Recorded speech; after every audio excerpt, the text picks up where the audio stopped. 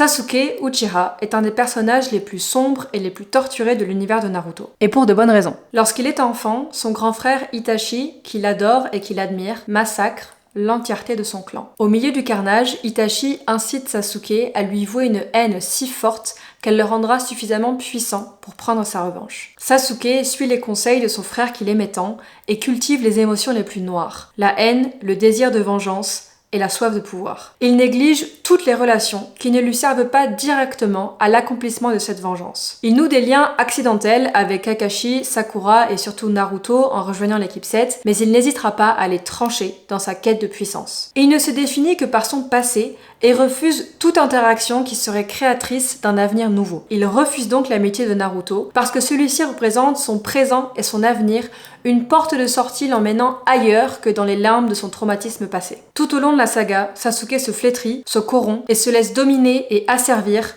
par ses émotions. En parallèle, Naruto grandit, se réalise et devient maître de ses démons.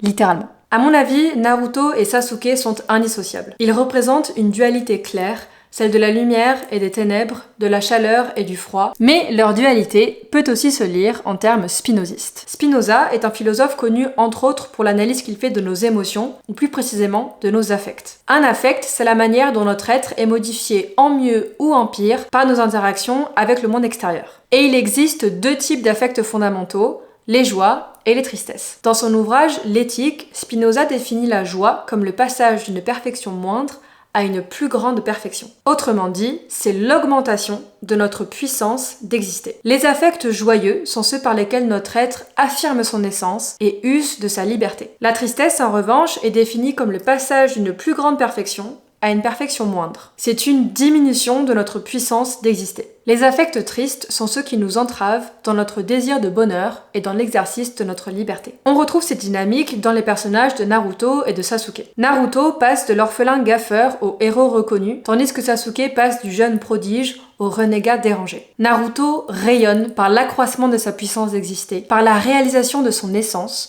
qui pour Spinoza consiste à vivre, à agir et à persévérer dans notre être. Sasuke, au contraire, s'assombrit dans la diminution de sa puissance d'exister et dans son enfermement dans ce que Spinoza appelle les passions tristes et que Sasuke cumule. La haine, la peur, la colère, la violence, l'obsession ou encore le désir de vengeance. Sasuke et Naruto représentent deux fondamentaux de l'être humain, deux forces qui coexistent en chacun et chacune de nous. La saga nous interroge sur laquelle de ces forces nous voulons cultiver. Spinoza défend une culture de la joie, et il se réincarne ainsi en Naruto, qui est toujours prêt à ramener ses affects dans le droit chemin, et ce, qu'ils prennent la forme de ses propres émotions ou de son meilleur ami.